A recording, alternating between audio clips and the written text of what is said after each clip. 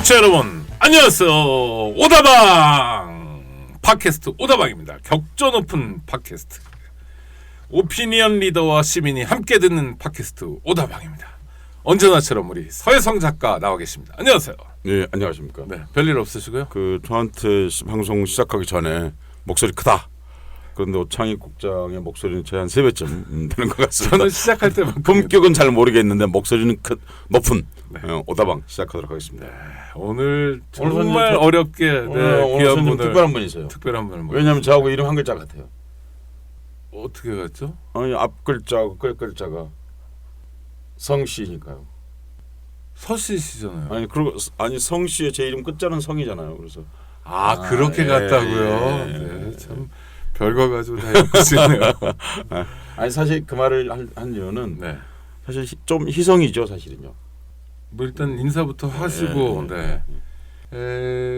한겨레 신문 독자들은 너무너무 잘하시고 한겨레 신문 독자가 아닌 분들도 모를 수 없는 언론인 중에 최고의 정치 전문가이신 성한용 한겨레 선임 기자님을 모셨습니다. 어서 오십시오. 네, 안녕하세요. 안녕하세요.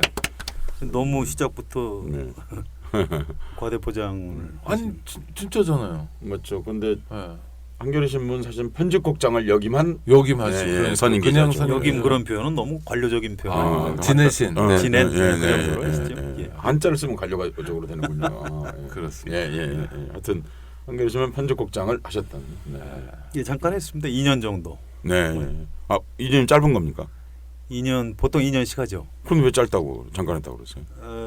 인생이 기니까 2년은 짧은 거죠. 편집국장 에버리지를 얘기해야죠. 네. 편집국장보다 이제 기자가 더 잘 어울리는 것 같습니다. 그렇죠. 예, 기자를 기자를 좀 오래 했고요. 오래 하셨죠. 몇 년이나 하셨죠? 85년에 서울신문에서 시작했으니까요. 얼마나 됐나요? 31년. 만 30년, 횟수로 31년. 예. 한겨레는 88년부터 있었고요. 창간부터 계셨군요, 그러니까. 예, 그렇습니다. 올해 주로 사회부 정치부에서 했고요. 한겨레 처음 들어갔을 때는 민생 인권부 그런 게 있었어요. 그런 게 있었죠. 예, 사회부 비슷한 건데 이제 노동 담당 삼진 으로 시작을 해서 이제 사회부 정치부에서 주로 기자 생활. 예. 사회부 생활을 많이 하셨어요? 정치부 생활을 많이 하셨어요? 정치부를 더 많이 했습니다. 93년부터 정치부를 했고요. 97년에 오. 야당 출입을 하다가 갑자기 김대중 대통령이 당선이 되더라고요. 김대중 후보가. 김대중 후보가 대통령이 된 거죠. 그래서 야당 반장이 청와대 출입 기자가 된 거고. 그래서 이제 2000년에 남북 정상회담 취재한다고 평양까지 따라가 봤고요. 그다음에 이제 그리고 나서 2002년에 사회부장, 2003년에 정치부장 이렇게 하고 보통 이제 신문사 부장하고 나면 논설위원이나 부국장 하는데. 네, 보통 그렇죠. 저는 그때 좀 다시 현장으로 가서 2005년부터 8년까지 한 4년 정도 현장 기자 하고요. 그때는 뭐 담당하셨습니까? 그때도 지금하고 똑같습니다. 그때 여당 반장이었거든요. 아니요, 여야를 같이. 다. 그때 이제 여당 반장, 야당 반장들은 따로 있고요. 저 이제 부장보다도 더 위에 고참이니까 좀 이렇게 뭐 여야를 묶는 기사라든가 뭐 전망하는 기사 이런 기사 또 칼럼 이런 걸 썼고요. 그다음에 2009년, 2010년 아까 말씀하셨듯이 편집국장 2년 했고요. 2011년에 다시 또 전임 기자. 그래서 지금까지 4년 하고 있으니까 정치부장 끝나고 4년, 편집국장 끝나고 4년, 8년. 논설위원은 못 해보신 거죠? 예, 제가 글을 잘 못 쓰나 봐요. 그래서 논설위원을 안 시켜주더라고요. 무슨 말씀? 알겠습니다. 그런데 대개 이제 우리 기자들에게 하는 말이 있지 않습니까? 그 출입처를 계속 다니다 보면 그 출입처 사람 일을 닮아간다. 그런 말이 있는데 정치부가 그런 게 좀 더 심하다. 그런 말을 밖에서는 자주 듣거든요. 예, 정말 그렇습니까? 그런 면이 있죠. 네. 사람이 어느 분야에 가서 익숙해지다 보면 그쪽 사람들하고 이제 생각하는 사고 방식도 비슷해지고 심지어 외모도 닮고. 그래요? 그런 경우가 있죠. 근데 저는 이제 이렇게 딱 보면 아시겠지만 정치인들하고 좀 다르게 생겼습니다. 네. 뭐 그런 오해는 잘 안 받는 편이고요. 실제로 그러니까 일반적으로는 그런 경우가 많다 그런 말씀이시죠, 그러니까. 그런 경우가 꽤 있죠. 그렇군요. 그러다 보면 독자들하고 관계가 좀 멀어지는 거 아닌가요? 네, 그런 문제가 있습니다. 네. 그래서 이제 기자가 자기 관리를 참 잘해야 되고요. 불가근 가까이 하면 안 되고 또 불가원 너무 멀리하면 취재가 안 되니까. 그렇겠죠. 그 원칙을 참 잘 지켜야 되고요. 어떤 정치적인 편향성에 대해서 정치부 기자들이 굉장히 신경을 씁니다. 저희 한 가지 아주 독자로서 아주 쉬웠고 어쩜 초보적인 질문 한 가지만 드려보겠습니다. 가령 어떤 야당이 국회의원하고 친해졌어요. 예. 뭐 취재원을 하다 보니까 예, 예. 또 인간적으로 친해질 수도 있죠. 그렇죠. 근데 그 야당원의 근데 문제점을 발견했어요. 그런 경우에는 인간적 괴로움이 생깁니까? 생기죠. 아, 기자도 사람이니까. 아, 근데 그렇군요. 대부분의 경우에 기사는 씁니다. 그냥. 아 그렇군요. 그러니까 그 이제 자기 임무를 예. 포기할 수 없기 때문에 예, 쓰는 예, 거고요. 예. 아무튼 저는 이제 그런 그 여야 사이에 또 예. 야당 안에 각 정파들이 있는데 그 사이에 이제 균형 같은 걸 굉장히 좀 잘 잡아야 된다 이런 네. 얘기들을 평소에 정치 기자들, 후배 기자들하고 많이 하는 편이고요. 그러니까 성 선생님 이렇군요. 그러니까 성 기자님이라고 부르겠습니다. 예. 시청자 정치자들을 위해서 성 기자님 그러니까 설령 아무리 친하다 하더라도 자기 임무의 소임과 관련된 일이 있으면 기사는 나간다. 그렇죠. 예, 그 예. 저희 기본 임무니. 아니 그거 제가 안 이말- 하려면은 그거 하려고 기자를 그거 하려고 월급 주는 아 그런데 거예요. 회사 듣기에는 어떤 보수 신문들은 안 그런다 이런 말도 있거든요. 가끔 그런 사람들이 있는데요. 예, 예. 근데 일단 기본적으로 취재원들이 하는 얘기가 있습니다. 기자는 믿지 마라. 알면 쓴다. 근데 그 말은 맞는 것 같아요. 네. 아무튼 뭐 전 이제 그렇게 쭉 기자하다가 사실은 그 한겨레에서 이제 정년퇴직까지 얼마 남지 않았고요. 네, 네. 이렇게 잘 그 어떤 뭐라고 그럴까요? 어떤 정치부 기자가 아니고 정치 기자 이렇게 잘못하면 이제 낙인이 찍히는 수가 네, 있어요. 네, 네. 일본의 그 각 계파별 네, 출입 그렇죠. 기자가 예, 있기 때문에 예, 예. 그 자기들끼리도 이제 정치 기자라고 이렇게 비난하는 네. 쪽으로 얘기하는데요. 이제 정치 기자가 안 되려고 무척 노력을 하면서 기자 생활을 했고요. 이렇게 잘 페이드아웃하는 게 제 꿈입니다. 아 그렇군요. 그런데 그 질문과 관련돼서 한 가지만 더 질문을 드리면요. 한국의 어떤 신문 특정 신문에서는 정치인들이 많이 나오지 않습니까? 과거에는 아주 많이 예, 나왔고요. 아주 많이 나왔죠. 예, 예. 예, 예. 그런데 그게 외국에서도 흔한 경우입니까? 한국의 특별한 경우입니까? 아닙니다. 외국에서도 기자들이 정치를 하는 경우가 많습니다. 아 그렇군요. 네, 기자들이 어쨌든 젊을 때부터 공적 관심사에 네, 네. 대해서 항상 트레이닝이 돼 있고요. 네. 영어 소수 죄송한데요. 네. 아무튼 좀 사고 방식이나 이런 게 네. 훈련이 돼 있고 네. 또 실제로 잘 합니다. 일본의 유명 정치인들 중에 네. 기자 출신들이 꽤 있어요. 그렇고요. 그런데 네. 이제 그렇게 젊을 때 이제 기자를 좀 하다가 네. 쉽게 얘기해서 한 부장이나 차장 이런 정도 하다가 이제 정치인으로 네. 신부를 바꿔서 정치를 하면은 그건 아주 성공적인데 네. 과거에 우리나라에서는 무슨 보도국장, 음. 편집국장, 음. 뭐 사장 음. 이런 걸 한 다음에 그걸 기반으로 네. 권력으로 이렇게 갈아타는 네. 아, 요번에도 거의 권원유착이죠. 요번에도 편집국장 출신이 비례로 나오신 분이 있죠. 네. 예, 이제 그런 게 좀 비난 가능성이 있는 거죠. 외국 제가 이제 진짜 여쭤보는 게 바로 그것인데요. 기자들이 이제 정치로 진출한다는 게 저는 그렇게 썩 좋게 들리지가 않거든요. 일찍 가면은 예. 저는 한겨레 신문이나 뭐 다른 예. 신문사 기자들한테 예. 젊을 때 예. 당신 소질이 있으면은 예. 뭐 정치 한번 해봐라 이런 얘기를 하는 편입니다. 예. 일찍 가면 그렇죠. 그거는 뭐 언론을 네, 직업 선택의 자유가 말하기 있고요. 어려우니까. 네. 그렇습니다. 예. 그런데 이제 저처럼 편집국장을 했다. 이런 사람이 이제 정치를 하겠다. 네. 국회의원이 되겠다. 네. 이건 안 되는 거죠. 한겨레 신문이 그동안 공정하게 보도한 걸 다 제가 말아먹을 수가 있기 때문에 그거는 큰일 날 일이고요. 예. 그러니까 외국에서도 그러니까 생각보다 예, 많이 기자- 있습니다. 많이 있다. 그런데 네, 되게 그렇습니다. 일반적으로 봤을 때는 젊었을 적에 기자했던 사람들이 정치적으로 진출하는 경향이 있지. 우리처럼 언론 권력을 행사하다가 그 권력을 통해서 어떤 특정 정치 세력이나 정파를 지지해 주다가 그 공으로 정치를 하는 그런 경우는 많지 않다. 그런 말씀이신가요? 그렇죠. 아주 뭐 정확하게 정리하시네요. 네, 네. 자, 청취자 여러분, 오늘 우리 성한용 기자를 모신 이유는 뭐니 해도 총선에 대한 이야기를 하려고 하는데 미리 양해 말씀을 드릴게 저희가 4월 11일 선거 전전날 월요일 오후에 이게 방송됩니다만 녹음은 4월 8일 금요일 밤에 하고 있습니다. 그래서 지금 오늘 4월 8일 뉴스가 문재인 더불어민주당 전 대표가 광주를 방문했다든지 하는 뉴스들이 진행되고 있는데 지금 상황에서 말씀드리는 걸 좀 양해해 주시기 바랍니다. 저는 기초적인 질문을 몇 개 좀 해보고 싶은데요. 그 선거가 중요한 거죠 지금. 너무 질문이 너무 기초적인 거. 선거 중요합니다. 예, 예. 아주 그러니까- 중요하죠. 그러니까 왜 중요하냐 이렇게 하면 혹시 뭐 자제분들도 다 장성하셨을 것 같은데 조카분이나 누가 그냥 지나가는 친구들이나 뭐 요새 그런 태도도 좀 있지 않습니까? 서 작가님 뭐냐면 기권하는 것도 나의 정치적 선택 중에 하나다 하거나 뭐 또는 그놈이 그놈 아니냐 이 사람이나 저 사람은 다 썩었다.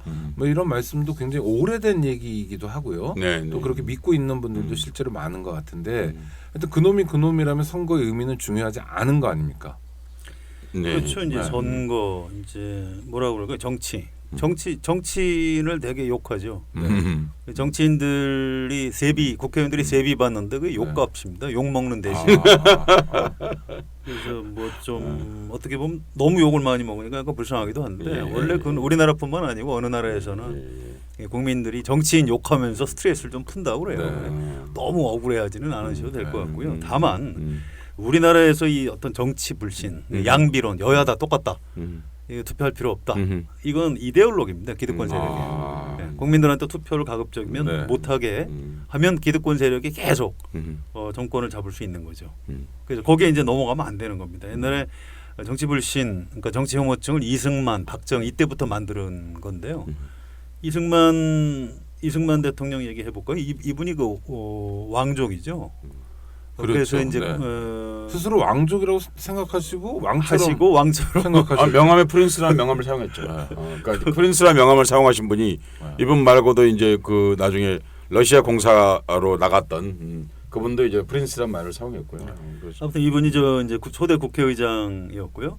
국회에서 이제 대통령으로 선출이 됐습니다. 그런데 자기가 국회의원 출신임에도 불구하고 국회를 아주 무시했죠. 네. 뭐 그 얘기를 여기서 다 할 수는 없고. 네, 네. 그다음에 이제 박정희라는 아주 독특한 사람이 쿠데타로 집권을 한 다음에 이분은 국회의원을 한 적이 없어요.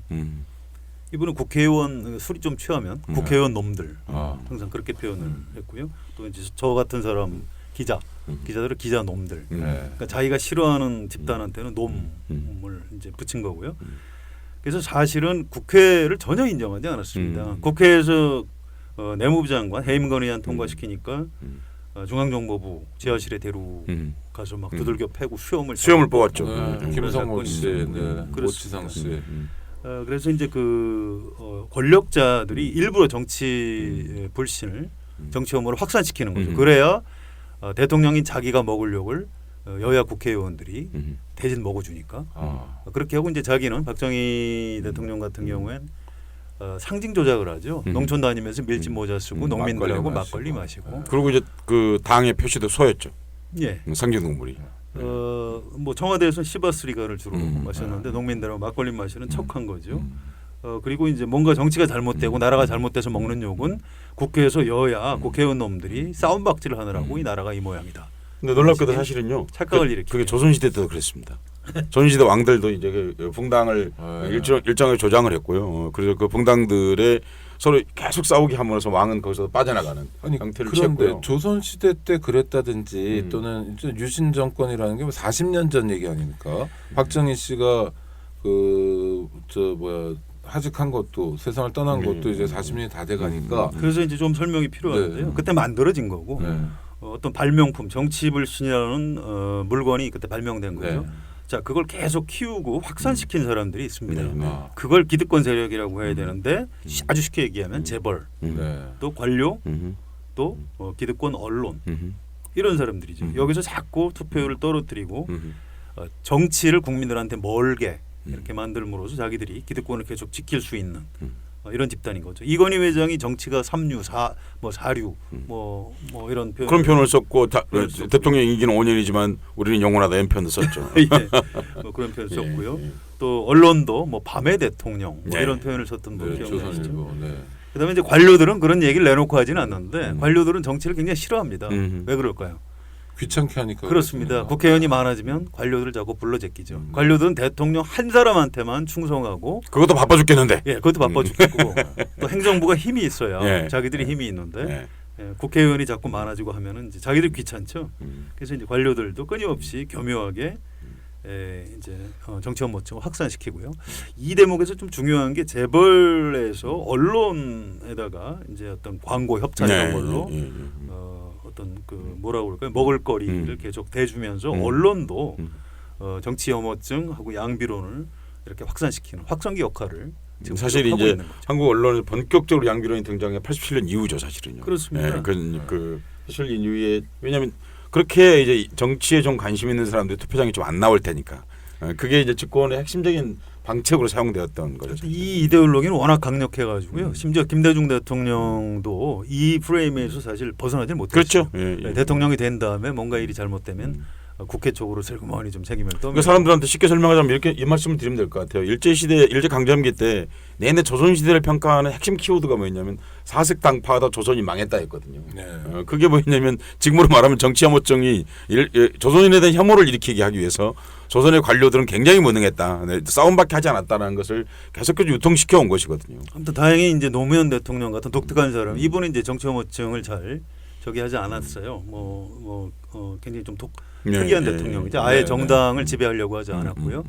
또 너무 방치하는 바람에 이제 문제가 생기긴 했는데 이명박 대통령 때 다시 옛날로 좀 돌아갔고요. 박근혜 대통령 때 좀 더 확실히 아예 옛날 시절로 돌아가서 이 박근혜 대통령이 남긴 말이 19대 국회가 이제 최악이다. 뭐 이제 이런 말을 남겼고 지금 사람들이 아무 생각 없이 지금 19대 국회가 최악이라고 얘기들 많이 하시죠? 그런 얘기 많이 합니다. 왜 19대 국회가 최악이죠? 모릅니다. 근거는 없죠. 아무 근거가 없습니다. 이제 국회 선진화법 때문에 법안 통과가 안 됐다. 발목만 잡고 있다. 네. 사실 17대 열린우리당이 다수였을 때 17대가 최악이라고 그랬어요. 네. 앞으로 두고 보십시오. 20대는 21대 국회를 또 최악이라고 했습니다. 매번 최악이군요. 네. 매번 최악을 만들어야 한국 사회 기득권 세력이 자기 그 반사 이익으로 권력을 유지할 수 있기 때문에. 근데 이게 이제 일본도 광범하게 이게 정치 혐오증 같은 게 퍼져 있는 거 아니겠습니까? 예, 그렇습니다. 예, 예. 아시아에 이게 뭔가 좀 민주주의가 잘 안 되는 겁니까? 예. 예, 그런 측면이 좀 있고요. 예. 끊임없이 이제 긴장과 갈등이 있는 겁니다. 예. 이제 자본주의 체제를 채택하고 있으면 모든 걸 돈으로 환산하고요. 사람의 목숨이나 명예까지도 네. 돈으로 환산을 하죠. 예. 근데 자본주의에서는 일원이 한 표인 거죠. 주주총회할 때 그 그렇죠. 가진 돈 그렇죠. X만큼 그 권력을 갖는 거 아닙니까?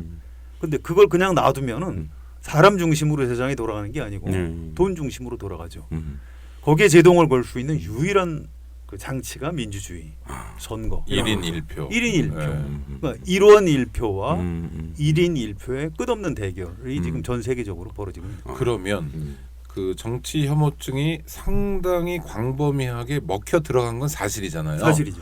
왜냐하면 노령층이나 젊은 세대도 그런 얘기를 많이 하고 그거에 가장 직접적으로 확인해 볼 수 있는 표지는 누가 뭐래도 투표율인데 한국의 투표율은 낮은 겁니까? 예, 적당한 겁니까? 어떻습니까? 굉장히 낮은 거죠. 매우 낮다. 또 더 중요한 게 추세인데요. 네. 우리가 이제 85년에 이제 2.12 총선이 있었고요. 네네. 그다음에 혁명적 선거였죠. 그렇죠. 예, 그다음에 예. 87년 개헌이 된 다음에 대통령 직선제를 네. 쟁취했고 12월 18일 날. 예, 그때 네, 투표율이 네. 90%였어요. 네. 네.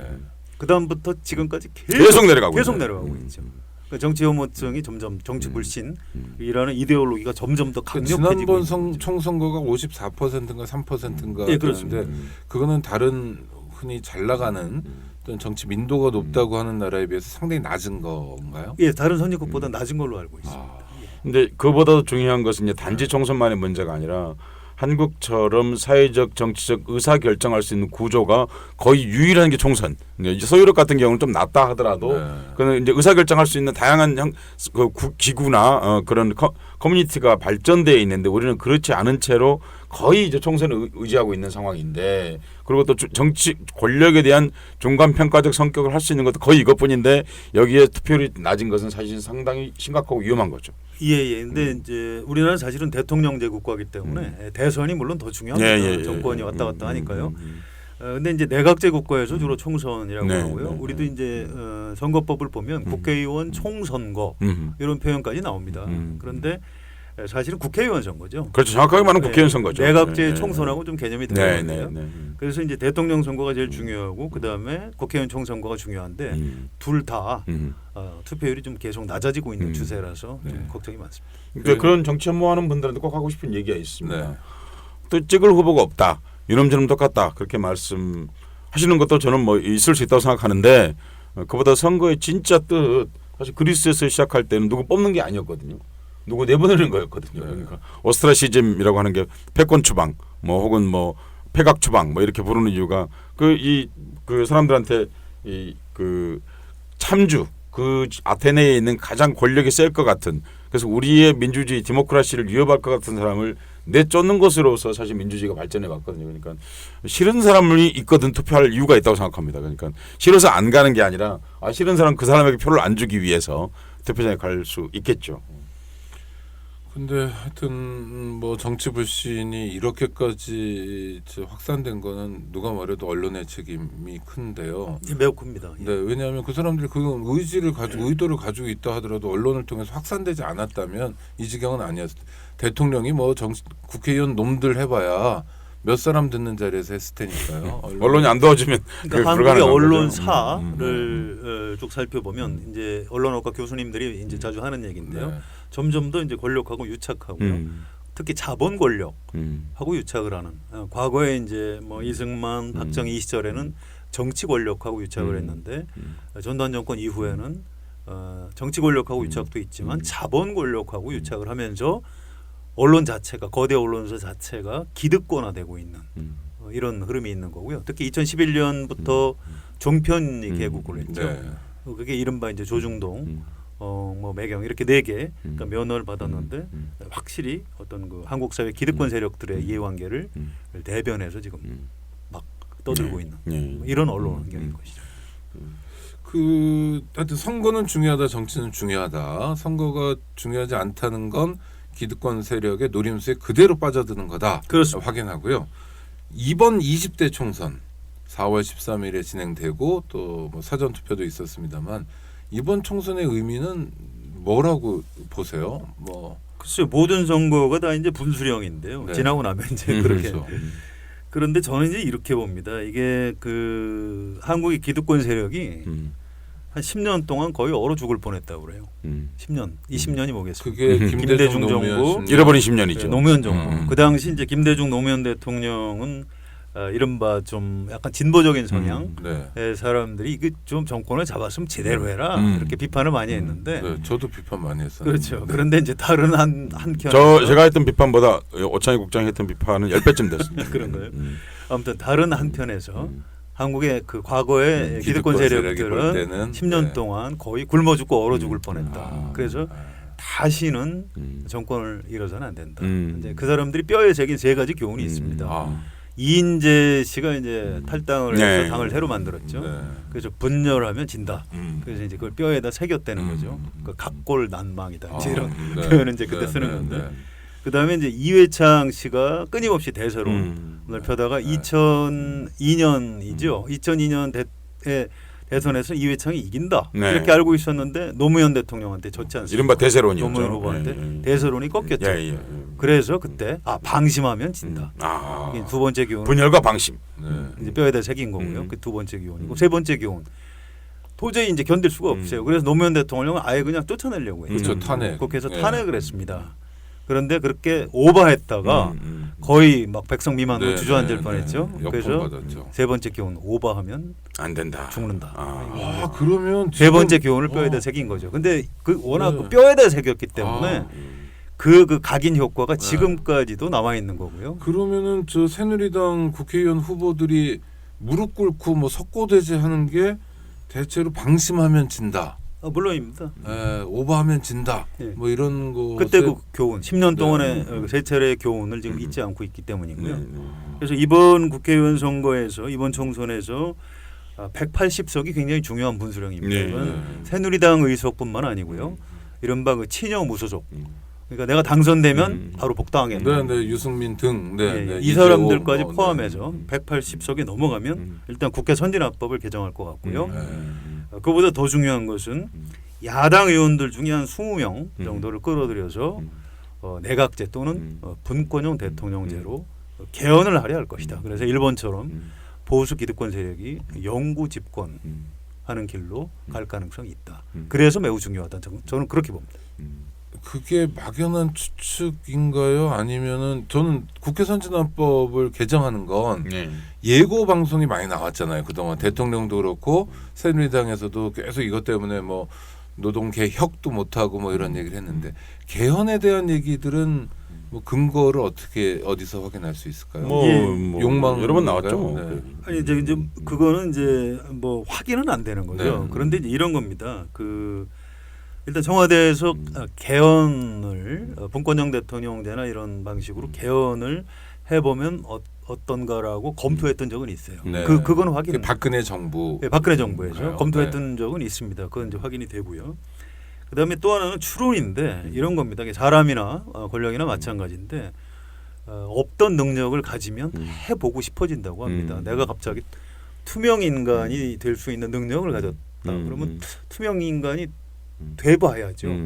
또 내가 하늘을 나는 능력이 하늘을 나는 능력을 그렇죠. 한번 좀 날라봐야죠. 한번 좀 날라봐야 네. 되는 겁니다.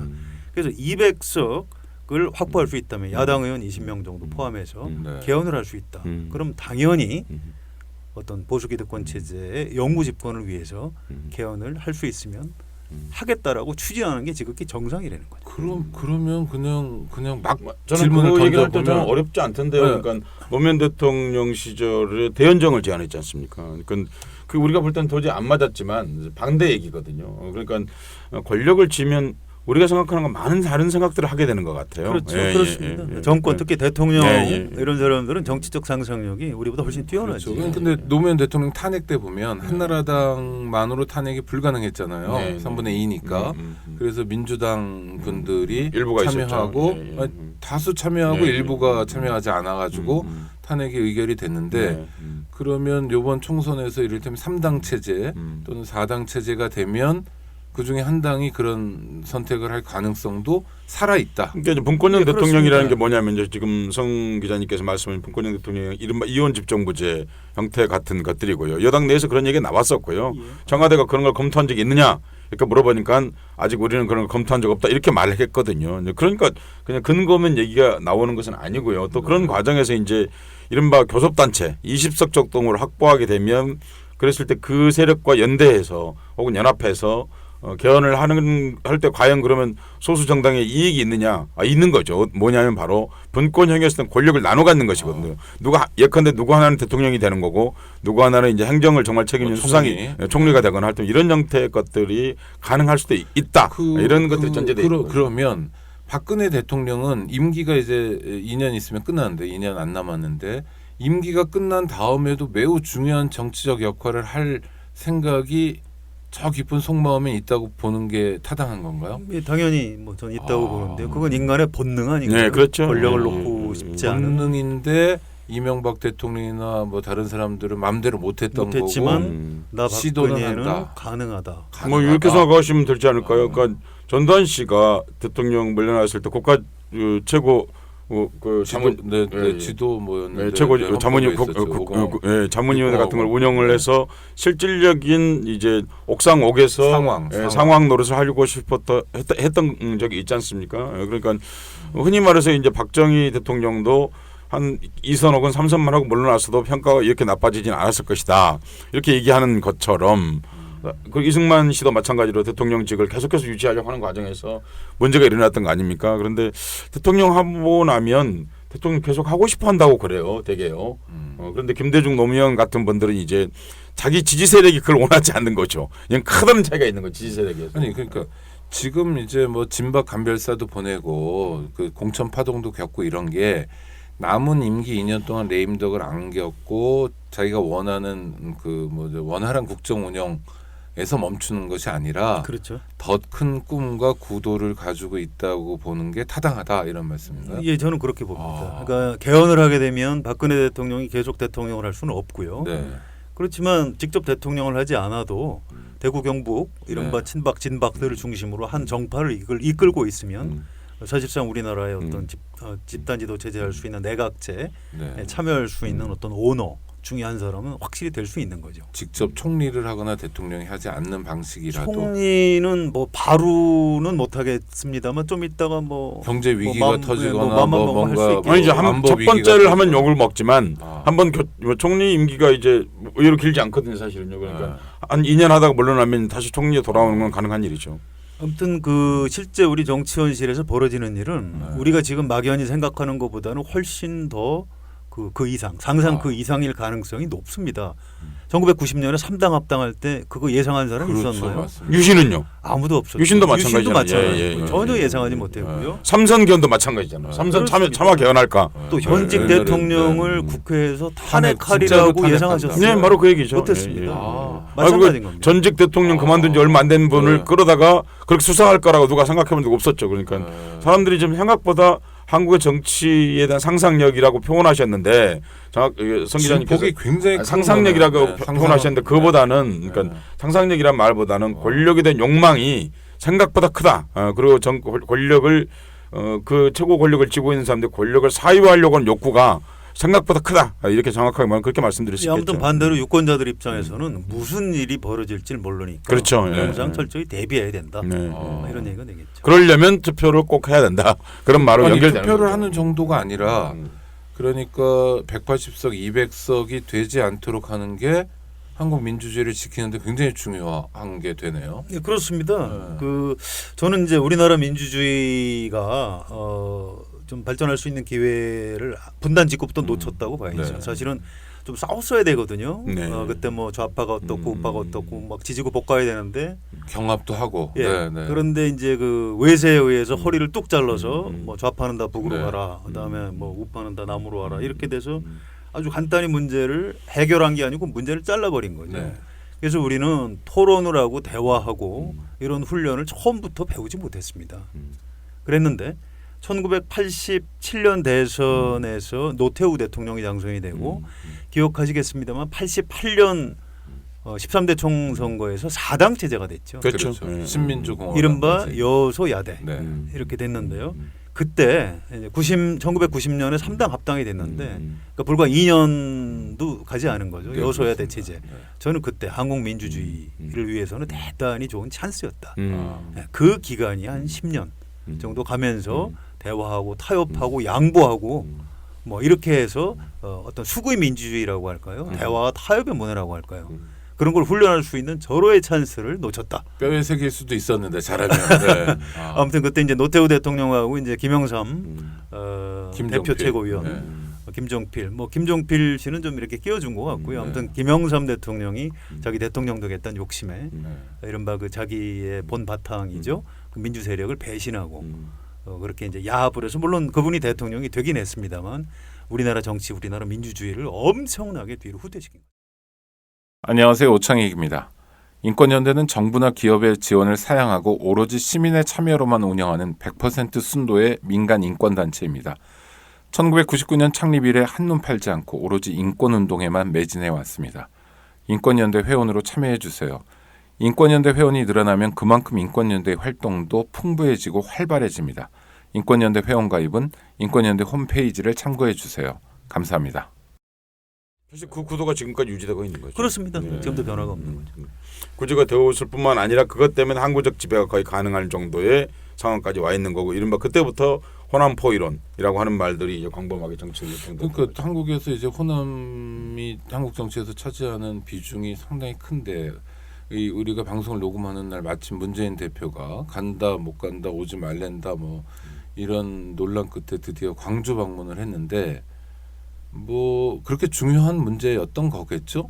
기사도 많이 나오고. 예, 좀 아쉬움이 있습니다. 사실은 문재인 대표가 호남을 좀 그 전에 더 자주 갔어야 된다고 저는 생각을 하는데요. 그렇죠, 그렇죠, 맞죠. 그 기회를 선거 때인데. 놓쳐서 선거 직전에 이렇게 감으로써 문재인 대표 광주 가는 게 왜 이렇게 큰 뉴스가 돼야 되는지 잘 도리어 그게 납득하기 이상한 어려운데 거죠. 아무튼 뭔가 좀 문재인 대표한테도 그런 잘못은 좀 있는 것 같고요. 네. 좀 아쉬움이 있는 거죠. 사실 이제 뭐 호남이 한국 야당에게는 아주 굉장히 중요한 곳이지 않습니까? 네. 그러니까 자주 갔어야죠. 자주 가고 그쪽 사람들 말도 더 자주 들어보고 뭐 뭔가 그분들하고 뭔가 뜻을 같이 하고 행동을 같이 한다는 것을 자꾸 사실 보여줄 필요가 있었겠죠. 그래서 너무 늦게 가는 것이 도리어 정치적으로 보여버릴 수 있는 그런 예, 그 효과가 어떨지는 좀 뭐 두고 봐야 된다고 하더라고요. 이제 오늘 바로 벌어진 일이라 이제 그렇죠. 앞으로 2, 3일 사이에 어떻게 될지 주말 또 모르겠는데 겪으면서. 너무 늦었다 이런 주장도 있고요. 네. 아니다. 그 매우 메시지가 강했거든요. 메시지는 강했죠. 그렇죠. 예, 호남이 나를 버린다면, 지지해주시지 않는다면 저를 버린다면 저는 대통령 뭐 이런 거 할 생각 없습니다. 정계도 일종의 연애 편지 같더라고요. 그렇죠. 마치 예, 그대가 내 편지를 안 읽어준다면 나는 뭐 여기서 일단 그런 것처럼 느껴질 정도로 이제 그런 애정이 가득 잠긴 그러나 그 조금 늦은 것 같은 건 느낌이 드는 건 사실이죠. 근데 호남 분들이 이렇게 가서 뵈면요, 정치적 감각이 다른 어떤 지역보다 탁월하고 뛰어나다는 생각이 드는데, 그러니까 아까 말씀하신 200석, 180석 이렇게 여러 가지 분기가 있지 않습니까?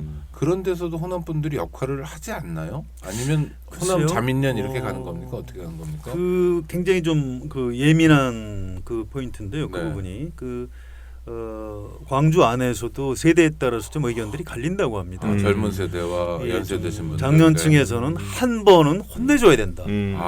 이 그동안의 기득권, 네, 현재 네. 이제 더불어민주당이 네, 네. 더불어민주당이죠. 과거 네. 민주통합당부터 네. 뭐 이자들을 한 번은 혼내줘야 정신 차린다. 이제 장년층에서는 그 정서가 강하다고 네. 하고요.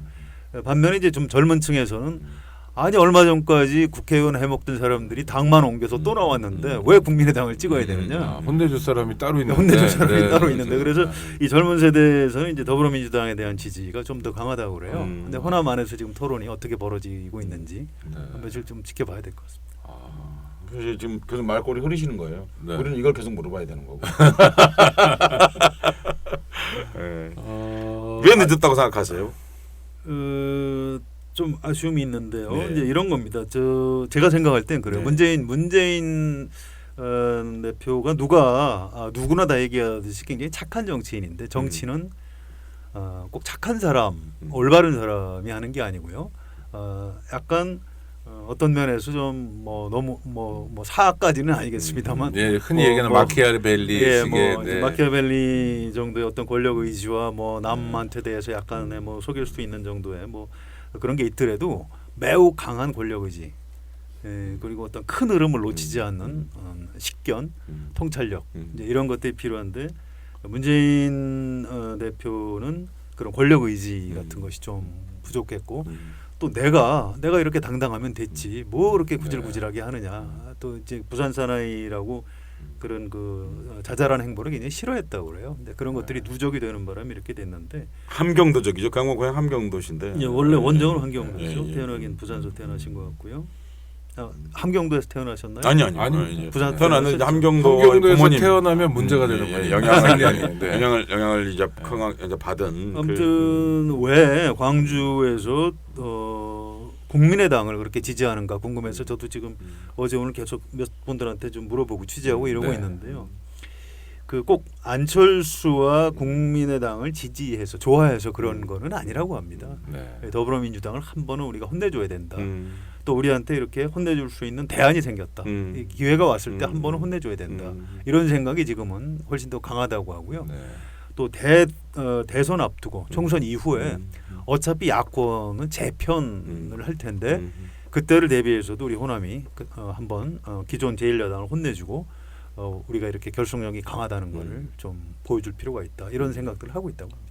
물론 제가 동의한 건 아니고요. 네. 아니 근데 그런 시그널은 그렇게 되어야 하는 겁니까? 아니면 어떻게 가야 하는 겁니까? 야당이? 어떻게 생각하세요? 우리 저한테 물어보시면 안 되죠. 우리가 물어보려고 지금. 근데 그 시그널은 이정현 새누리당 후보의 재보궐 당선이라든지 또는 진보 정당의 상대적 약진이라든지 이런 게 호남 지역에 간헐적으로 있지 않았습니까? 그렇습니다. 그러니까 보여준 거잖아요, 호남 사람들. 이렇게 하지 마. 한번 이렇게 했던 거잖아요. 그 그때 정도로는 네. 부족했다 부족했다. 거죠. 네, 라고 느끼는 거죠. 예, 이번에 좀 확실히 좀 뭔가 그러니까 사실 호남의 이제 그 민심이 이렇게 이런 사람 내려보내지 마, 이렇게 하지 마. 사실 계속 얘기해온 거 아니에요, 사실은요. 그리고 좀 더 선진적으로 해봐, 이제는 좀 더 개혁적으로 해봐 하는 요구들이 관철이 안 되는 거죠, 사실은요. 그렇습니다. 과거에 네. 우리가 좀 잘못 알고 있는 게 김대중 대통령은 뭐 호남을 그냥 공짜로 날로 먹은 걸로 잘못 알고 있는데 그렇지가 않습니다. 이 김대중 대통령이 과거에 호남 네. 사람들한테 나를 지지해 주십시오 하는 대가로 엄청난 그 혁신을 예, 예. 끊임없이 했습니다. 그렇죠. 끊임없이 그렇습니다. 제어수열하고 광주 전남 자리 이쪽에 내주고 그렇습니다. 그랬죠. 또 네. 좋은 국회의원들 후보 계속 공천하고요. 네. 이른바 저 물갈이 공천, 네. 또 세피 수열 네. 이런 공천을 끊임없이 했고 네. 이노베이션을 끊임없이 했던 거죠. 네. 그 정도로 호남 유권자들을 김대중 대통령도 항상 존중하고 네. 그랬었는데 그 뒤에 김대중 대통령 이후에 야당을 이끌고 있는 지도자들은 너무 좀 호남을 쉽게 생각하셨다. 네. 가만히 있을 때 표가 나온다. 그렇죠. 좀잘 화수분체로 생각한 예, 거예요. 그 잘 몰랐던 거죠. 뭐 DJ가 그냥 뭐 이렇게 공짜로 지원 받은 것처럼. 근데 전혀 그런 게 아닌 거죠. 저는 정치는 이제 김대중 대통령처럼 언제나 유권자들한테 낮은 자세로 항상 세밀하게 설득하고 가서 읍소하고 이렇게 하는 게 옳다고 생각합니다. 그러면 호남 정치인들보다 호남 시민들, 민중들이 훨씬 더 정치적으로 탁월한 판단을 하는 거네요. 그렇게 볼 수 두고 있습니까? 봐야죠. 근데 걱정입니다. 왜냐하면 이 한국의 지금 야당, 네. 뭐 그걸 뭐 민주 세력이라고 하셔도 더 좋고, 네. 뭐 개혁 진보 세력 진보 세력. 이렇게 표현하셔도 네. 좋은데 두 축은 저는 한 축은 호남이라고 생각하고요. 또 한 축은 비호남 민주 세력. 그걸 이제 이른바 조중동에서 뭐 친노라고 운동권, 하는데 뭐, 친노 친노 운동권. 운동권. 근데 친노 운동권 그 정확한 그게 아닙니다. 비호남의 좀 젊은 유권자들 이렇게 표현하시는 게 좀 더 나을지 모르겠습니다. 아무튼 이 두 축이 그동안 결합을 했었기 때문에 김대중 정부도 탄생을 했고 그렇죠. 노무현 정부도 탄생을 했다. 이렇게 생각하는데 이번 총선을 계기로 그 두 세력이 좀 분열하는 그런 경향이 있습니다. 호남이 이제 안철수 국민의당 이쪽을 결과적으로 지지함으로써 이 비호남 쪽에 좀 젊은 유권자들이 호남에 대해서 아니 호남이 왜 이러지 지금 이제 이런 반응들이 좀 나오고 있거든요. 그러면 완전히 거꾸로 그래서 지금 걱정이 되는 거죠. 보수 세력은 총선 이후가.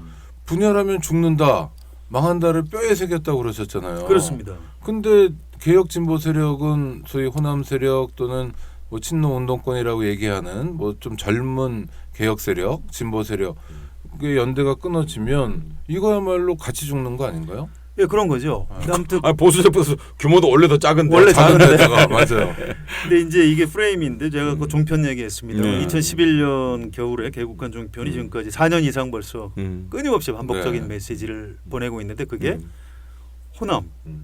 호남은 그래도 중도 합리적인 그런 정치 집단인데 친노 종북 386 네.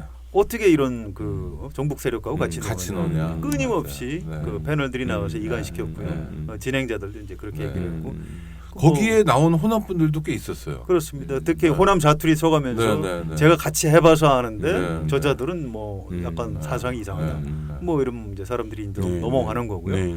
또 이제 호남에 그럼 넘어갑니까? 넘어가죠. 뭐 그리고 똑같은 얘기 계속 들으면 반복. 넘어가는 네, 반복. 또 호남의 이제 장년층, 노년층 이분들도 이제 종편이 뭐 일단 좀 자극적이고 재미있으니까 굉장히 좀 많이들 보신다고 해요. 그런 것들이 누적돼서 지금 효과가 좀 있는 것 아닌가.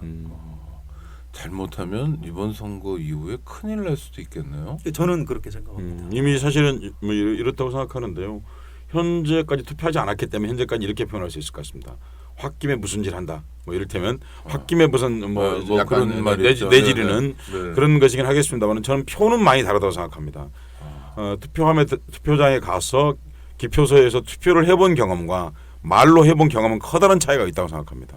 그 기표를 한 이후에 그 세력이 다시 합쳐진다. 이론적으로는 가능하지만 이른바 그 미국에서 명품 선택 원리가 있다고 합니다. 네, 그렇죠. 예, 뭐 어떤 A라는 가방을 선택하는데 그럴 때는 A를 선택하는 이유를 대는 게 아니라 B라는 명품 가방을 선택하지 않은 이유를 더 많이 찾는다는 거죠. 그러니까 더불어민주당을 선택하지 않는 이유를 많이 찾게 되면 다시 그걸 회복하는데 생각보다 많은 시간이 걸릴 수 있고 그렇죠. 그 균열의 틈새로 무엇인가가 이입될 수 있다. 또 끊임없이 이입될 틈만 수 나면 있다. 스며드는 연탄가스처럼 끊임없이 성 교수님 좀 국면이 답답해 보이는데요. 선거라는 게 기본적으로 기존의 정치 세력, 특히 집권 세력을 심판하고 그다음에 뭔가 좀 한 발짝이라도 앞으로 나가는 개혁을 위한 선거가 되어야 함에도 불구하고 사실은 그런 쟁점보다도 지금 민주주의의 전면적인 후퇴를 걱정해야 되는 국면이라고 진단하시는 거잖아요. 그렇습니다. 그러니까 하여튼 현실은 좀 서글픈데요. 그럼 민주주의가 후퇴하지 않도록 하는 소위 개혁 진보 세력의 동인이 있다면 젊은 층이 있는 거죠. 젊은 개혁 세력들, 그러니까 젊은 유권자들의 선택. 젊은 유권자들이 있죠. 그다음에 호남 분들도 있는 거고. 호남이 있습니다. 네. 둘 다 놓치시면 안 되는 거고요. 네. 이런 측면이 있는 겁니다. 이제 이걸 어떻게 풀어나갈 것이냐. 그러면 그냥 둬도 젊은 유권자들이 다 각성하고 결집해서 그런 일은 없죠. 뭐 이런 일은 없는 거죠. 누군가는 좀 나서서 해줘야 되는데 구슬을 꿰줄 사람이 필요한 거죠. 정치가죠, 결국은요. 그렇습니다. 저는 1990년에 3당 합당 이후에도 우리나라가 일본처럼 자민당처럼 보수 영구집권 체제로 간다. 이런 얘기 들으셨죠? 그렇죠. 근데 그다음에 갔습니까? 안 막았죠. 갔죠. 네. 오히려 네. 정권 교체가 되고 그렇죠. 김대중 씨가 민주정부가 10년을 대통령도 갔습니다. 되는. 그건 어쨌든 김대중이라는 리더십과 카리스마를 가진 정치인이 있었기 때문에 그걸 반전시켰던 그리고 겁니다. 국민의힘도 있었고. 아, 물론이죠. 네, 네, 네. 국민의힘이 있었는데 아, 또 엮는, 마침 근데 네, 운 구슬을 좋게 엮는. 네, 맞아요. 그렇습니다. 네. 운 좋게 이제 김대중이라는 괜찮은 정치인이 있어서 큰 파도가 있을 때 네, 네. 좋은 배를 운전할 수 있는 선장이 있어야 하는 거예요. 파도가 있어서 큰 멀리 가는 건 아니거든요. 그래서 이제 이번 총선 이후에 그런 분열의 상처 이런 것들이 걱정이 되긴 하지만 네. 결국 그걸 극복하려면 또 사람들이 각성을 할 겁니다. 아, 이대로 가면 우리나라가 망하는구나. 망하는구나. 일본처럼 기득권층이 영구 집권할 수도 있겠구나. 안 되겠다. 각성을 하자. 이렇게 생각하고 있는데 소수 몇 사람의 이제 리더들이 좀 나타나서 국민들을 좀 결속해주고 이렇게 되면 대통령 선거는 총선하고 또 약간 다릅니다. 네. 총선은 이제 소선거구제이고 또 영호남 의석 차이가 워낙 많이 나기 그렇죠. 때문에 네. 현재 이런 구도에서 현재 야권이 이긴다는 건 불가능하다고 생각합니다. 정말 기울어진 운동장. 뭐. 네, 비례대표도 적고. 그렇습니다. 네. 170대 130. 뭐 그 정도 보거든요. 그래서 네. 그걸 뒤집는다는 건 뭐 굉장히 어려운 거죠. 그런데 대통령 선거는 좀 다르죠. 소선거구제가 아니고 전국이 네. 단일 선거구제고요. 또 총선이 과거에 대한 평가를 하는 회고적 투표라면 대통령 선거는 미래투표니까. 앞으로 네. 누가 그럼 우리 대통령, 그러니까요. 우리나라를 누가 이끌 것이냐, 전망적 투표, 또 이 인물 요소가 굉장히 많이 작용을 하죠.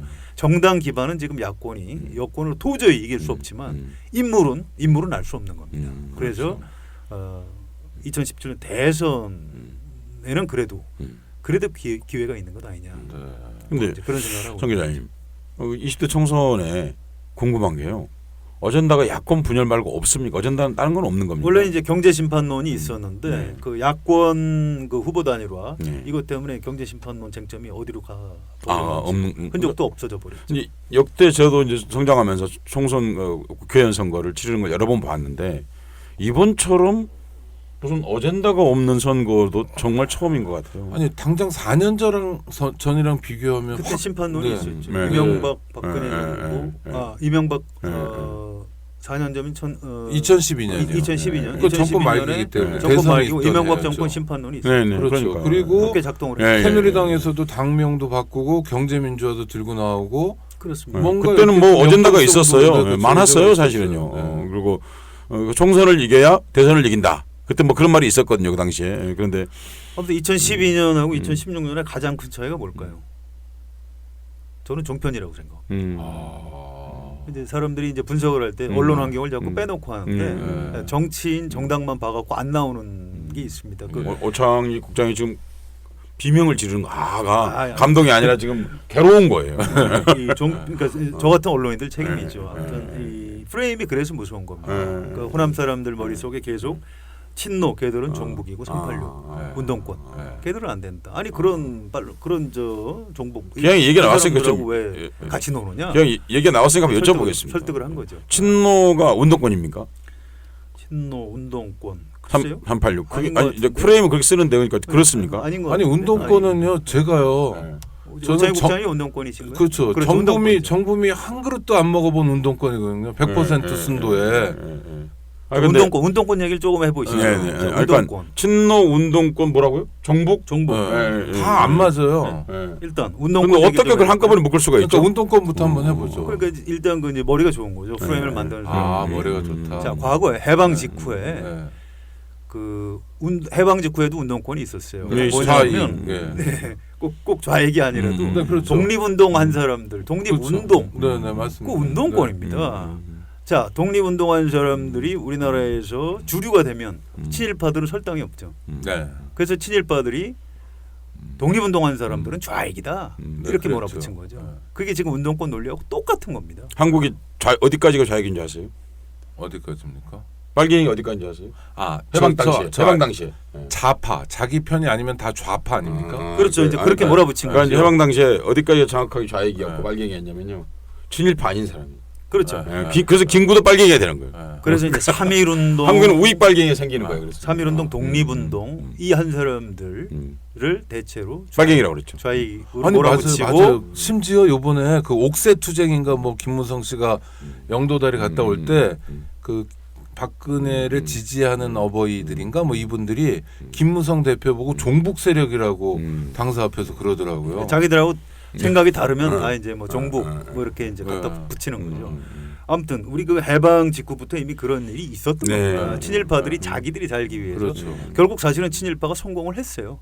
그렇죠. 성공한 정도가 아니죠. 그때 그 반민특위를 물리력으로 와해시켰고요. 네, 그렇죠. 이승만 대통령이 뒷배를 봐줬죠. 근데 그 슬픈 역사가 지금 저는 반복되고 있다고 봅니다. 지금 이른바 그 운동권 정당이다. 야당을 그렇게 통째로 매도하는 사람들의 대부분은 그동안 군사 독재 정권에 붙어서 잘 먹고 잘 살던 사람들이에요. 그렇죠. 이분들은 그 전두환 독재 시절에 뭐 대학에서 도서관에 가서 출세하려고 그냥 공부만 착실히 했던 사람들입니다. 재산도 많고. 예, 그렇습니다. 뭐 동료가 차표가든 말든 우리 아버지 고관 대작이고 나도 그 사시 돼 갖고 출세해야지. 이런 사람들이 지금 이 세상을 바로잡기 위해서 민주화 운동을 했던 사람들을 운동권 바로 열고 종북. 택도 없이 건방진 소리거든요. 이렇게 말씀드려 죄송합니다만. 건방진뿐만 아니라 파렴치한 거죠. 파렴치하고. 근데 파렴치한 얘기가 지금 통하고 있는 게 제가 이제 이런 얘기 하고 싶습니다. 정복 그 운동권 정복이라고 운운하는 분들한테 들려주고 싶은 얘기 한 가지 있습니다. 운동권 정복 없었으면 이명박 박근혜 씨는 대통령 되지 못했습니다. 계속 전두환 씨가 대통령하고 있었으니까.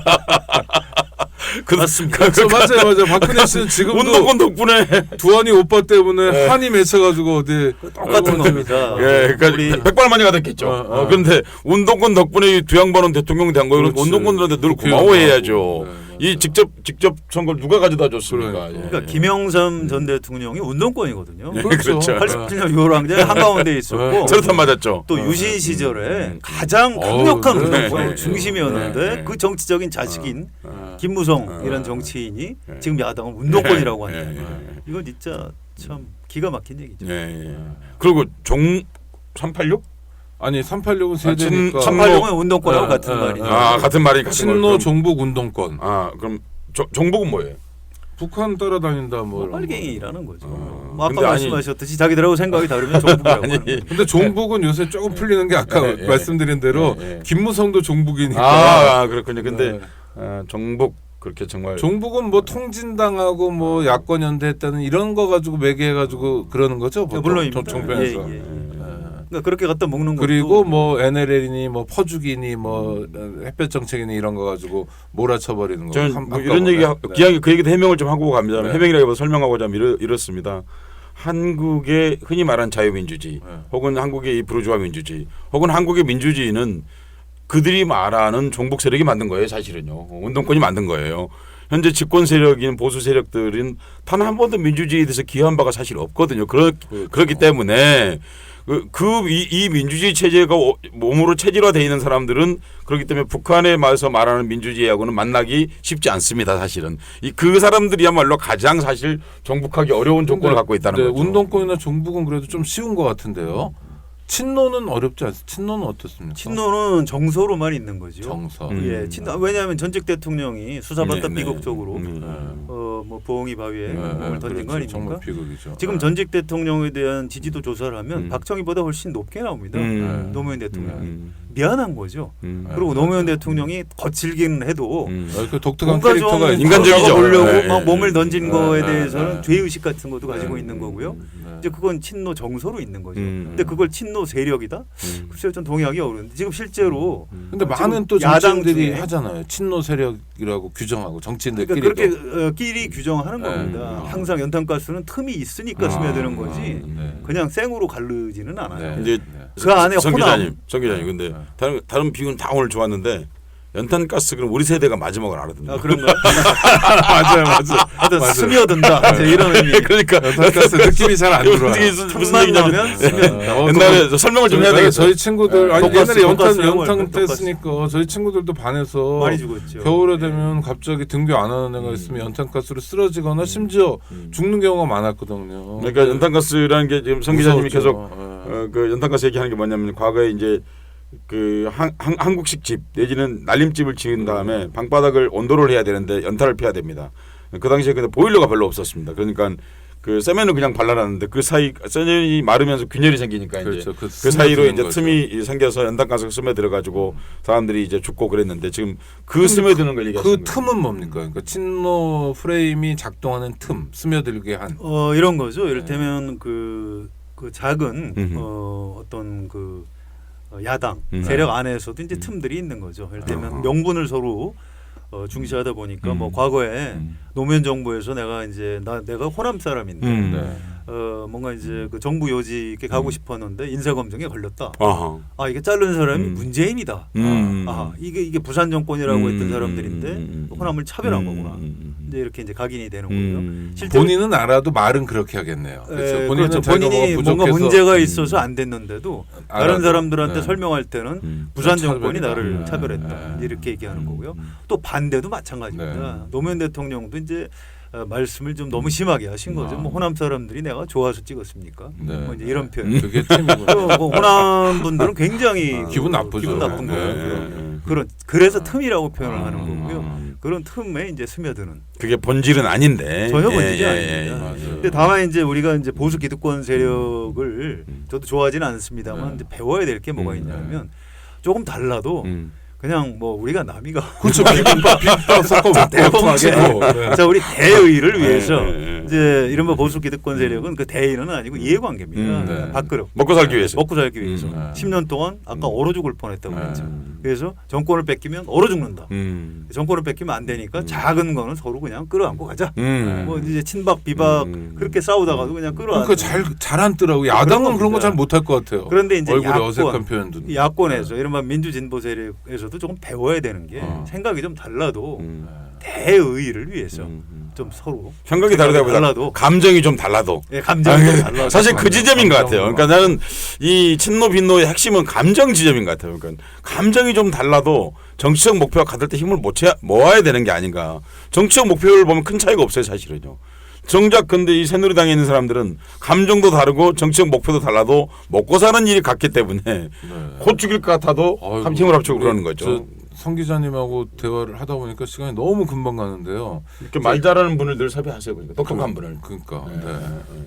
아니, 제가 똑똑하지 못해서 아니, 라고 들리는데요. 제가 오늘 너무 많이 떠들었어요. 아닙니다. 저 근데 그러니까 이제 지금 선거가 민주주의의 전면적인 후퇴, 그리고 이거는 정말 엄살이 아니라 우리가 상상하는 것 그 이상의 3당 합당 때 보았듯이 노무현 대통령 탄핵 때 보았듯이 그 이상의 정치적 격변을 막는 의미로서의 선거가 굉장히 큰데, 그렇다면 막는 힘은 투표율이 늘어나는 겁니까? 오로지? 예, 그렇습니다. 네. 뭐 무조건 투표를 해야 그런데 돼요. 야당이 분열돼 있으니까요. 그래도 투표해야 됩니다. 그래도. 네. 네. 어떻게 해야 됩니까? 그러니까 유력한 사람 후보로 몰아주자 이런 겁니까? 어떻게? 그건 이제 본인의 철학에 따라 네, 달린 물론 건데요. 그런데. 지역구 네. 사정마다 다르고요. 아무튼 자기가 좋아하는 정당에 투표를 해야 되는 거죠. 네. 그래야 이제 민주주의를 지킬 수 있는 거죠. 하다못해 비례도 있으니까 무조건 투표장에 나가야 된다. 그렇습니다. 네, 알겠습니다. 이게 정말 아깝다는 생각이 드는데 나중에 또 다시 모셔야 되겠는데요. 그냥 개인적으로 궁금한 거 하나만. 정치 기자를 오래 하셨으니까 정치부 기자를 정치인들을 많이 아시죠? 예, 아무래도 많이 네, 알죠. 다른 사람들보다. 혹시 총선 이후에 우리가 좀 주목해 봐야 될 정치인 한두 명이라도 소개해 주시는 건 어려운가요? 예, 그건 어렵고요. 정치인들 중에 괜찮은 분들 보면 이 총선 때마다 그 네. 고비를 넘는 사람이 있고 못 넘는 사람도 네, 있습니다. 그렇죠. 그래서 노무현 대통령도 못 넘었었어요. 그렇습니다. 네. 이제 그걸 밑거름으로 해서 이제 다시 네. 화려하게 돌아오시긴 하셨습니다만, 아무튼 이번 총선에서 일단은 당선이 되는 정치인들 중에 네. 다음 지도자가 누군지 좀 살펴보는 게 좋을 것 같습니다. 그러면은 이번 총선에서 당선이 안 되는 분은 뭐 문재인 전 대표는 이제 불출마를 하셨지만 네. 그런 경우가 아니라 안철수 대표처럼 출마했다가 당선이 안 되는 분은 내일도 없는 겁니까? 당분간은 그렇습니다. 이 선거의 의미가 국민들이 우리 대표를 뽑는다는 의미도 있지만 네. 떨어뜨렸다는 것은 해고의 의미가 네. 있는 거죠. 예, 심판한 겁니다. 네, 해고의 의미. 그래서 그 사람은 당분간은 쉬는 게 옳은 거죠. 네. 예, 그런 의미가 있습니다. 그러면 지난주 방송에서도 얘기했지만 오세훈 후보 같은 분은 참 독특한 분이네요. 그렇죠. 스스로 쉬겠다고 얘기한 거 아닙니까? 주민투표라는 게. 예, 그랬다가 이제 몇 년 지났으니까 이제 다시 돌아온 거죠. 근데 이번에 당선이 되나요? 어떻게 그건 보십니까? 모르죠. 그런데 저는 이제 오세훈 후보 낙선될 거라고 생각합니다. 저희들이 이제 제가 생각하고 있는 건 이제 그 당시에 그 사회적 소비 비용이 너무 컸다. 그리고 또 실제로 무슨 다른 것도 아니라 정책에 대한 중대한 자기 실책을 스스로 인정했던 경우이기 때문에 쉰다는 표현보다는 좀 더 오래 쉬었어야 되는 게 아닌가 사실 그런 생각을 저는 해보는 것이고요. 또 한국 사회가 정상이라고 한다면 그런 분이 복귀하는 것에 대해서 일정하게 제어할 수 있는 그런 공론장이 있어야 되는 게 아닌가. 근데 우리는 그런 것들이 2년 정도 지나버리고 나면 마치 아무 일도 아닌 것처럼 돼버린다는 겁니다. 근데 이제 그분들 시계는 좀 빨리 가는 뭐 예, 근데 아니 사인이 개인 어떤 우리 보통 사람이 그만한 중대한 실책을 저질리면 복귀 불가능합니다. 근데 이분들은 그렇게 복귀를 하더라고 너무 손쉽게. 또 이제 정치인의 특징이긴 합니다. 예, 정치인들은 뭐 기억도 주관적이지 않을까요? 뭐 시간도 따로 죽었다가, 하고. 예, 죽었다가 살아나고 네. 다른 분야보다는 좀 회전율이 높은 편이죠. 네.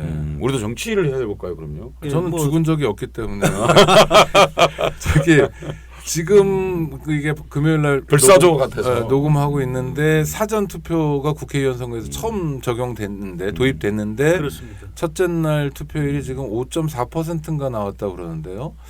이게 좀 높고 이번 선거가 지난 19대 총선보다는 투표율이 좀 올라가는 거 아니냐라는 희망적인 관측도 있는데 예. 성 기자님 어떻게 보셔요? 저도 이제 정관이 분들한테 좀 물어봤는데 네. 사전 투표가 결과적으로는 크게 영향은 뭐 못 미친다고 하고요. 그래서 어차피 투표할 예, 사람이 어차피 투표할 사람이 좀 빨리 찍는다 그런 정도 의미고요.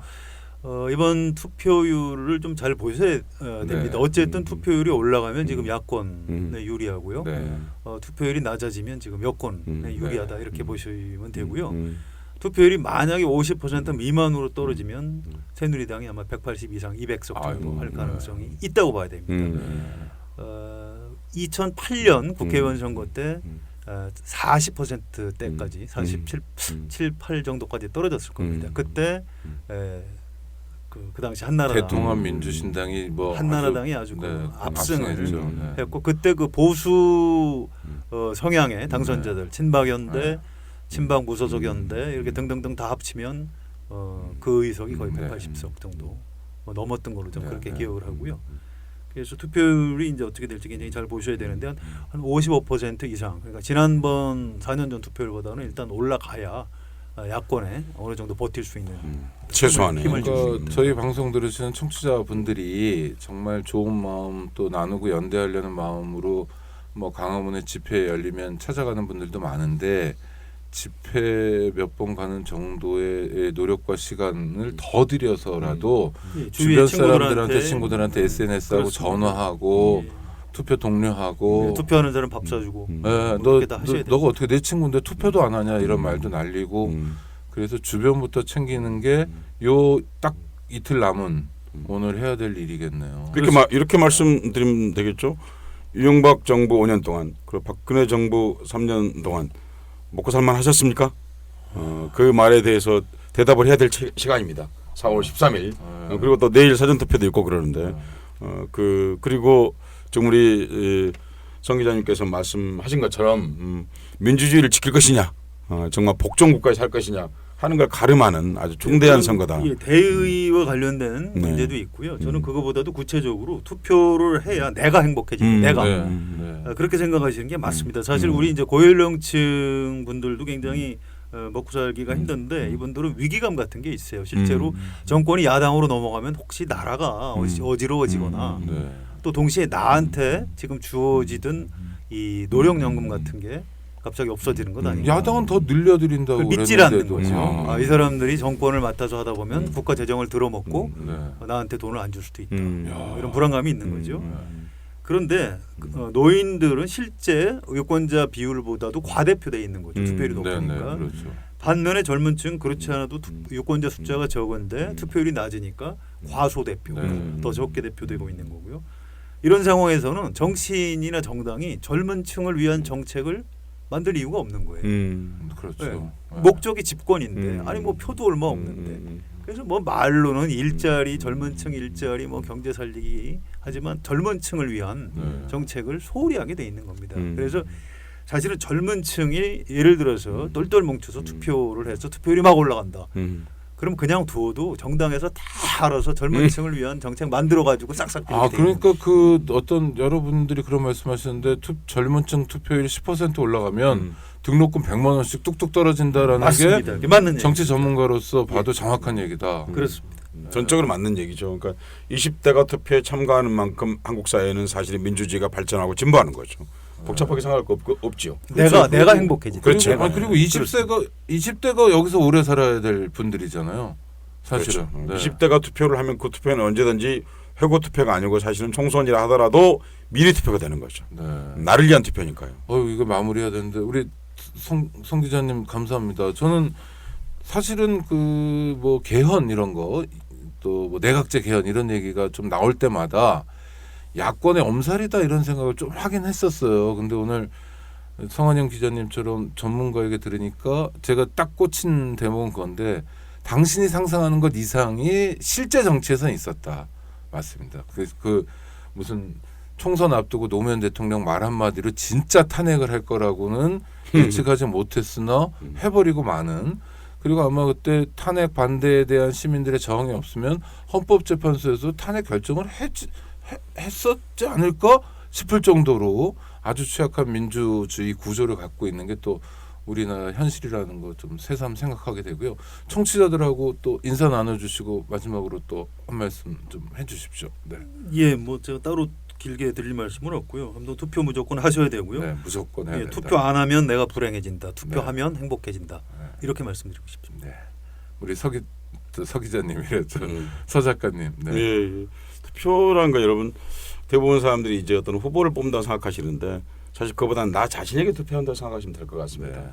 네. 자기를 위한 선거, 자기를 위한 정치, 자기를 위해서 표를 던지는 일, 그것에서부터 민주주의도 출발하고 미래도 출발하고 그리고 행복도 출발한다고 생각합니다. 왜냐하면 그냥 행복이 개인의 소소한 의사결정만으로 되지 않는 사회에 우리가 살고 있습니다.